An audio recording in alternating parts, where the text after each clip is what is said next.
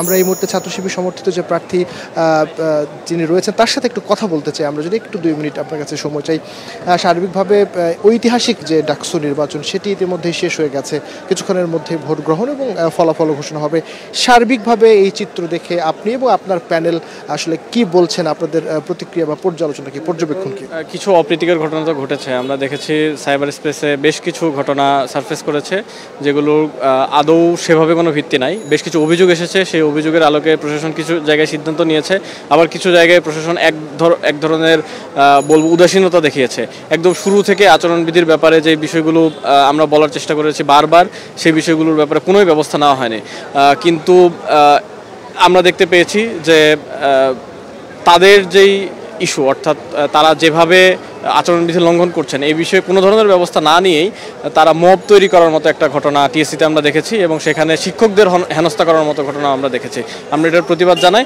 তবে এ ধরনের কিছু বিচ্ছিন্ন ঘটনা ছাড়া শিক্ষার্থীদের সাথে কথা বললে আপনারা বুঝবেন যে খুবই স্বতঃস্ফূর্তভাবে তারা ভোট দিয়েছেন এবং আনন্দের সাথে দিয়েছেন। তারা পরবর্তী সময় ভোট দিয়ে বের হয়ে এসে তারা এটাকে উদযাপন করেছেন। আমরা মনে করি যে ক্যাম্পাসের গণতান্ত্রিক যেই পরিবেশ সেটা ধরে রাখার জন্য ডাকসু নির্বাচনের যেই একটা কার্যকরী ভূমিকা সেটা আমরা সামনে দেখতে পাবো। আমরা যে ফলাফলই আসুক সেই ফলাফল মেনে নেওয়ার জন্য প্রস্তুত থাকব। কিন্তু একই সাথে একটা কথা আমাদের বারবার মনে রাখা দরকার যে আচরণবিধি লঙ্ঘনের ঘটনা ঘটেছে এবং বেশ কিছু অভিযোগ এসেছে, এই অভিযোগের ব্যাপারে প্রশাসন যেহেতু পদক্ষেপ নিতে ব্যর্থ হয়েছে, এই জায়গায় কোনো ধরনের কারচুপির এখনও সুযোগ থাকতে পারে।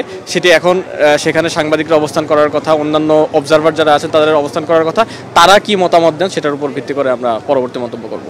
আপনি ফলাফলের কথা বলছিলেন, আরেকটি প্রশ্ন করব। ফলাফল নিয়ে আপনার যে প্যানেল রয়েছে এবং আপনার যারা প্যানেল সমর্থিত প্রার্থী রয়েছে তারা আসলে কি ভাবছেন? আপনারা কতখানি আপনাদের প্যানেলের ব্যাপারে আশা? আমরা বারবারই ইতিবাচক ছিলাম সকল ব্যাপারে। আমরা এখনই কোনো মন্তব্য করতে চাই না, ফলাফলের পরে আমরা মন্তব্য করব। তবে আমরা শিক্ষার্থীদের কাছে গেছি, দীর্ঘ সময় ধরে প্রত্যেকের কাছে যাওয়ার চেষ্টা করেছি, হয়তো সবার কাছে যেতে পারিনি, কিন্তু যাদের কাছে গিয়েছি সবার কাছ থেকে ইতিবাচক সাড়া পেয়েছি। যেহেতু সবাই আমাদেরকে গ্রহণ করেছেন এবং আমরা প্রায় 1 বছর অভ্যুত্থানের পরে 1 বছর এই ক্যাম্পাসে কাজ করার সুযোগ পেয়েছি, তাহলে আমরা মনে করি যে শিক্ষার্থীরা আমাদেরকে গ্রহণ করবেন এবং তাদের প্রতিনিধি নির্বাচন করবেন। আপনাকে অনেক ধন্যবাদ।